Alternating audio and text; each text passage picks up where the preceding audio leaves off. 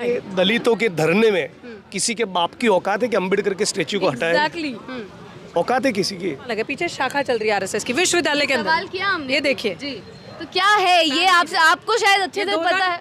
18 के बाद से ये सीन आपको देखने को मिल रहा है क्या दोबारा। होता है, कैसी गतिविधियां होती हैं? ये शाखा लगाने वाले जो भी लोग बैठे हैं, उनके परिवार के हिंदू लोग, जो हिंदू है, जो हिंदू धर्म में आस्था रखते हैं, जो जय श्री राम बोलते हैं, जो मोदी जी का पोस्टर दीवारों पर चिपकाते हैं, भाजपा के कार्यक्रम में दरी बिछाते हैं, बूथ मैनेजमेंट का काम करते हैं, पन्ना प्रमुख बनकर बैठे हैं, उनको भी कोरोना में ऑक्सीजन की बूंद नसीब नहीं थी। ये जिस दिन समझ आएगा तब तक देर हो चुकी होगी। लेकिन यहाँ तो ये इनके हाथों में तलवार और त्रिशूल पकड़ाएंगे और अमित शाह के बेटे को 50,000 करोड़ का एडमिनिस्ट्रेशन देंगे। जो आरएसएस और बीजेपी के लोग हैं, पीछे शाखा लग रही है, उनसे करा लीजिए जय जयकार जाके आज की सुरक्षा ब्रीच के लिए। हमें तो लगता है उनको इस्तीफा दे देना चाहिए, क्योंकि वो नाकारा साबित। पार्लियामेंट पे अटैक हो गया, एक तरह से पार्लियामेंट की सिक्योरिटी ब्रीच हो गई। होम मिनिस्टर कौन है? अमित शाह। वही है ना। तो अब मैं किसका इस्तीफा मांगूं? तो राहुल जी तो नहीं है ना अभी होम मिनिस्टर, या मोदी जी का मांग लें। मोदी जी प्राइम मिनिस्टर हैं, ऐसा होम मिनिस्टर का जो इतना ज्यादा होशियार और करते हैं, दोनों का मांग लेते हैं। अच्छा, आज के मामले में अमित शाह का मांगते हैं और पुलवामा के मामले में मोदी जी का मांगते हैं। दिल्ली जी और भी अच्छा बता दिया। सारे मुद्दे एक साथ कवर करने वाले 2019। इसीलिए तो ये आंदोलन चल रहा है। नमस्कार, आप देख रहे हैं तो जनता लाइव। मैं हूं अफसत रवीना। दिल्ली विश्वविद्यालय के बाहर हम मौजूद हैं। डॉक्टर रितु के धरने को आज 108वां दिन पूरा हो गया है और 108 दिन किस तरीके से बीते हैं वो लगातार हम आप तक पहुंचाते रहे हैं। किस तरीके का संघर्ष रहा है, कितने लोग आते रहे हैं, वो भी आप तक पहुंचाते रहे हैं। और आज उनके समर्थन में जिग्नेश मेवानी जी आए हैं। वही जिग्नेश मेवानी जी जो लगातार दलितों, पिछड़ों और जातिवाद के खिलाफ आवाज़ उठाते रहते हैं। गुजरात से विधायक है और गुजरात से आज दिल्ली सिर्फ डॉक्टर रितु को समर्थन करने आए हैं। इन्हीं से जान लेते हैं कि जब ये धरने को बाहर से देख रहे थे, जब उधर से सारी चीज़ें, सारी गतिविधियों पर नजर थी, आज यहाँ पर आकर, आज खुद डॉक्टर रितु से बात कर उनके समर्थकों से बात कर इनको कैसा लग रहा है और ये धरने का जो रुख है किस और जा रहा है। क्या लग रहा है कि 108वां दिन तो पूरा हो गया है और कितने दिन लगने वाले हैं सारी चीज़ों का हल होने के लिए? सर, यही सबसे पहला सवाल रहेगा। जो बाहर से चीज़ें दिख रही हैं, यहाँ आने के बाद कितनी अलग हैं चीज़ें? मैं अपने जीवन में लगातार एक साथ केवल 28 दिन बैठा हूँ। आने वाले कुछ दिनों के अंदर 3 सप्ताह के बाद इस धरने को 128 दिन हो गए। तो ये छोटा मोटा धरना अब नहीं रहा। मैं इसे मानता हूँ ये बहुत बड़ा आंदोलन है और उसकी गूंज पूरे मुल्क के दलित बहुजन सर्कल में उठ चुकी है। सभी लोग इससे अवगत है, परिचित है और आने वाले दिनों में हम सभी MP MLA को लिखने वाले हैं कि कम से कम एक दिन अपने जीवन का इस धरने पर बिताइए। 2 घंटा, 4 घंटा, 6 घंटा, आधे घंटे के लिए भी एक बार यहाँ पर आइए। तो ये आंदोलन यहाँ पर रुकने वाला है नहीं। और जहाँ तक रितु का मामला है, मामला बहुत साफ है। 35 स्टूडेंट जो दौलत राम कॉलेज के स्टूडेंट थे ही नहीं, ऐसे फर्जी 35 स्टूडेंट के नाम का इस्तेमाल करके रितु के इंटरेस्ट के खिलाफ काम किया, उसको एडहॉक की जॉब से बेदखल किया और उसके तहत एट्रोसिटी एक्ट की विविध धाराओं के तहत IPC के तहत मुकदमा दर्ज हुआ। यहीं की पुलिस ने किया है, इसी पुलिस ने चार्जशीट किया है। तो 2 सवाल है, गिरफ्तारी क्यों नहीं हो रही है और सस्पेंड क्यों नहीं जा रहा है? राइट। तो ये तो संविधान का अपमान है, एट्रोसिटी एक्ट के खिलाफ की ये पुलिस का एटीट्यूड है।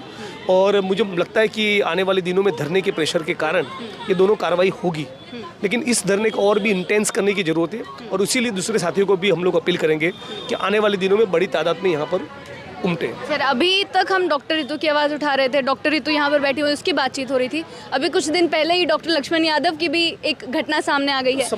समझना बेसिकली ये है कि इनको रतन लाल जी से क्या दिक्कत है, लक्ष्मण यादव से क्या दिक्कत है, रितु से क्या दिक्कत है? ये वो लोग हैं जो 14 अप्रैल मनाते हैं, 6 दिसंबर सेलिब्रेट करते हैं, संविधान दिन मनाते हैं। संविधान दिन क्यों मनाना चाहिए स्टूडेंट्स को एक्सप्लेन करते हैं, संविधान क्या है वो एक्सप्लेन करते हैं, मनु और बुद्ध के बीच की फाइट क्या है वो समझाते हैं, मनुस्मृति और अंबेडकर के संविधान के बीच का फर्क क्या है वो दिखाते हैं। इसी से उनको तकलीफ है। से दूसरे किसी प्रोफेसर की तरह पढ़ाते होते तो उनको दिक्कत नहीं थी। सत्ता को सवाल पूछते हैं, सवाल पूछने का तरीका बताते हैं, आइडियोलॉजिकली ओरिएंट करते हैं, राइट। तो उसी से उनको दिक्कत है। आपने ये जिक्र छेड़ दिया है और अभी हम कुछ टाइम पहले सुन भी रहे थे कि यहाँ पर ही इस तरफ धरना चल रहा है, डॉक्टर रितु बैठी हैं बाबा साहेब अम्बेडकर की प्रतिमा लगी है और विश्वविद्यालय के अंदर ऐसे कुछ नारे गूंज रहे हैं, ऐसे लोग हैं, आरएसएस के कार्यकर्ता बताए जा रहे हैं। आपने भी बोल दिया कि दो विचारधाराओं की लड़ाई है, इसलिए सारी चीज़ें हो रही हैं। आज इस तरीके को कैसे देखा जाए, जब एक तरफ न्याय की लड़ाई चल रही है, दूसरी तरफ ऐसे नारेबाजी हो रही है, कैसे देखा जाए इन चीज़ों को? तो यही इस मुल्क में चल रहा है ना, जो मनुस्मृति में मानते हैं वो उसी प्रकार की बात करते हैं। जो पेरियार, फुले और अम्बेडकर में मानते हैं वो उनके मूल्यों की, उनके विचारों की, उनकी विरासत की बात करते हैं। विश्वविद्यालय के अंदर वो चल रहा है, विश्वविद्यालय के बाहर ये चल रहा है, अंदर वाली चीज़ें जीत जाएंगी? नहीं जीतेंगी, ये धरना जीतेगा, ये आंदोलन जीतेगा। 108 दिन के बाद बिल्कुल, बोल रहे हैं। क्योंकि अब तो रितु ने तय कर दिया ना कि उनको नौकरी नहीं चाहिए, न्याय चाहिए। तो न्याय लेकर रहेंगे, सब लोग मिलकर लड़ेंगे। लेकिन सब यही बोल रहे हैं सर एक कि बात बताइए जी कि ये इतने दिन से जो धरना चल रहा है ना, वो भी अपने आप में एक जीत है, वो भी अपने आप में एक उपलब्धि है। 108 दिन लगातार एक जगह पर बैठकर अम्बेडकरवादी साथियों का लड़ना, 108 दिन लगातार जय भीम, इंकलाब जिंदाबाद का नारा लगाना, फुले, पेरियार, अम्बेडकर, शाहरू महाराज की विचारधारा पर बात करना, ये भी एक उपलब्धि है। जो प्रोसेस रही है इस धरने की, हमने पहले दिन से दिखाया है। जब डॉक्टर रितु बैठी, शुरुआत की, जब एफआईआर दर्ज करवाने गई उस दिन का भी, जो भी सारी चीज़ें करती रही हैं। जब बाबा साहेब का महापरिनिर्वाण दिवस मनाया गया उसकी भी तस्वीर है। और आज जो यहाँ पर हुआ कि थाली बजाई गई, इससे क्या तात्पर्य क्या है, या थाली बजाने से क्या दर्शाया ये गया? बेसिकली मोदी जी का काउंटर था। मोदी जी जो नौटंकी कर रहे थे ना, दिमाग में मनुस्मृति को लेकर थाली बजाने का नाटक कर रहे थे, कह रहे थे कि थाली बजाने से कोरोना मरेगा। तो इन साथियों का कहना है कि यदि थाली बजाने से कोरोना का जंतु मर सकता है, कोरोना का वायरस मर सकता है, जाति का वायरस क्यों नहीं मर रहा है? ये सवाल पूछ रहे थे। लेकिन यहाँ से ये सवाल भी उठता है कि आप लोग मोदी जी के कदमों पे चलने लगे अगर ऐसी चीजें होने लगी। थाली पर मोदी जी का पैटर्न थोड़ी ना है। बजा दी तो उनके कहने पर पूरे देश ने थी, आज आप लोगों ने यहाँ बजा उनका पैटर्न तो तलवार और त्रिशूल पे है। मोदी जी का पेटेंट। वही तो बांटते रहे 35 साल, 40 साल, 50 साल से। हाँ। तो इस तरीके की जब चीज़ें होंगी धरने में, इस तरीके की चीज़ें जब बाहर जाएंगी, क्योंकि तस्वीरें दर्शक लगातार देख रहे हैं कि यहाँ पर क्या हो रहा है, जो भी लोग साथ देने आएंगे या जो लोग साथ आने का सोचेंगे वो किस प्रकार से चीज़ें देखें कि थाली भी बजाई जा रही है। देखेंगे, ताली भी बजाई जा रही है, थाली भी बजाई जा रही है, इंकलाब जिंदाबाद कहा जा रहा है, जय भीम कहा जा रहा है, धरना लगातार चल रहा है, 108 दिन से चल रहा है, संघर्ष जारी है। कि 108 दिन से रितु सिंह लड़ रही है, अम्बेडकरवादी साथी भीम सैनिक लड़ रहे हैं। जो लोग अब तक यहाँ पर नहीं आए उन सभी से अपील है, गुजारिश है, यहाँ पर आइए, उनका हौसला बढ़ाइए, इंकलाब जिंदाबाद बोलिए, जय भीम बोलिए, फूले पे बात करिए, पेरियार पे बात करिए, अम्बेडकर पे बात करिए, संविधान पे बात करिए। ये वो प्रतिभा इसलिए लगाई थी 2009 में जो स्टैचू उठाया था यहाँ पे, और हमें मूर्ख बनाया था कि वापस लगा देंगे क्योंकि लॉ फैक्ट की बिल्डिंग बनानी है। हमने विरोध प्रदर्शन किया और हमारे ही समाज के कुछ दलाल लोगों ने जाके सेटिंग करी। हम तब स्टूडेंट्स थे, हमारा मुंह बंद करवा दिया। अभी हमने इसलिए वो स्टैचू लगाया, ये हमारी आइडेंटिटी का प्रतीक है, ये हमारे आइडियाज़ है बाबा साहेब के। इस तरफ से संविधान है, उस तरफ से प्रतिभा है। हम जो कहते हैं वो करते हैं और करके दिखाएं। दलितों के धरने में किसी के बाप की औकात है कि अम्बेडकर के स्टैचू को हटाए? एग्जैक्टली। औकात है किसी की? तो यहाँ से जो आह्वान आज आपने किया है कि पूरे मैंने नहीं किया है, इस मंच ने आह्वान किया है। सब लोगों ने कलेक्टिवली डिसाइड किया है कि भारत की सभी पॉलिटिकल पार्टी के एमपी एमएलए को कम से कम एक दिन 6-8 घंटा यहाँ पर आकर धरने में बैठिए, और विशेष तौर पर दलित समाज के एमपी एमएलए को अपील करेंगे। मैं भी लिखूंगा, ये पूरा मंच भी लिखेगा, और सभी को ये अपील करेंगे कि मामला केवल रितु का, लक्ष्मण यादव का नहीं, केवल रतन लाल जी का नहीं। क्या और नाम सामने आएंगे सर, ऐसा लग रहा है? जिस प्रकार से ऑलरेडी 2-2.5 हजार दलित, आदिवासी, मुस्लिम, ओबीसी, डीएनटी बैकग्राउंड के प्रोफेसर्स को चुन चुन कर निकाला है, ये प्रतिक्रांति चल रही है, ये मनुस्मृति को लागू करने का पूरा प्रोजेक्ट है। तो उसके खिलाफ सभी को आकर बैठना चाहिए। अब किसी भी पॉलिटिकल पार्टी के साथ हो, इंसान तो हो ना, नागरिक तो हो ना, भारतवासी तो हो ना, तो आके बैठिए, करिए समर्थन। थोड़ा सा इंटरप्ट करूंगी। अभी आपने बात करी और जो सर कह रहे हैं कि मनुस्मृति लागू, आप विश्वविद्यालय में खड़ी है ना, अभी तक स्टैचू वहाँ लगे, पीछे शाखा चल रही है आरएसएस की विश्वविद्यालय के सवाल अंदर। किया हमने। ये देखिए जी, तो क्या है ये? आपको शायद अच्छे से पता है। 2018 के बाद से ये सीन आपको देखने को मिल रहा है क्या दोबारा। होता है, कैसी गतिविधियां होती हैं? हमें क्या पता, आप देखिए यहाँ पे अपने, हम जैसे हमारे समाज के जो भोले बेचारे लोग हैं उनको बरगलाया जाता है और यहाँ पे शाखाओं में लगाया जाता है क्योंकि और फौज ये- बनानी है। ये शाखा लगाने वाले जो भी लोग बैठे हैं, उनके परिवार के हिंदू लोग, जो हिंदू है, जो हिंदू धर्म में आस्था रखते हैं, जो जय श्री राम बोलते हैं, जो मोदी जी का पोस्टर दीवारों पर चिपकाते हैं, भाजपा के कार्यक्रम में दरी बिछाते हैं, बूथ मैनेजमेंट का काम करते हैं, पन्ना प्रमुख बनकर बैठे हैं, उनको भी कोरोना में ऑक्सीजन की बूंद नसीब नहीं थी। ये जिस दिन समझ आएगा तब तक देर हो चुकी होगी। लेकिन यहाँ तो ये इनके हाथों में तलवार और त्रिशूल पकड़ाएंगे और अमित शाह के बेटे को 50,000 करोड़ का एडमिनिस्ट्रेशन देंगे।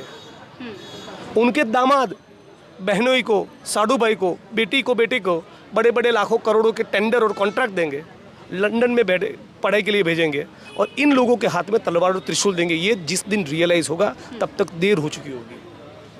अभी लोग नहीं समझ पा रहे। यार गौतम बुद्ध की भूमि है, रविदास, नानक और कबीर का मुल्क है। कलम और किताब बांटिए, तलवार और त्रिशूल नहीं। महमूद प्राचा भी हमारे साथ हैं। सर, आप भी लगातार इस धरने पर बने हुए हैं। जब इतने बड़े चेहरे धरने पर आते हैं और समर्थन कर रहे हैं और फिर भी एक हल नहीं दिखाई दे रहा है, ना गिरफ्तारी हो रही है ना कुछ आ रहा है, क्या हौसला टूटने पे कगार पे है या फिर चीज़ें चल रही हैं? नहीं, हौसला तो बढ़ने की कगार पे है। जितने ये जुल्म करते हैं, जितनी ये साजिशें करते हैं, उतना हमारा हौसला बढ़ता है।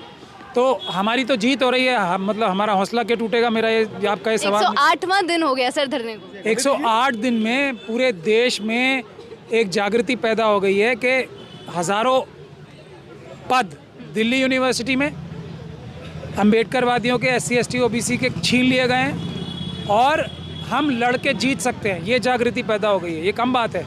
आज पार्लियामेंट पे अटैक हुआ है ना। आज 13 दिसंबर के दिन पार्लियामेंट पे एक तरीके से एक लोग घुसे हैं और वहाँ पे जो स्मोक बॉम्ब है वो डेटोनेट किए अंदर।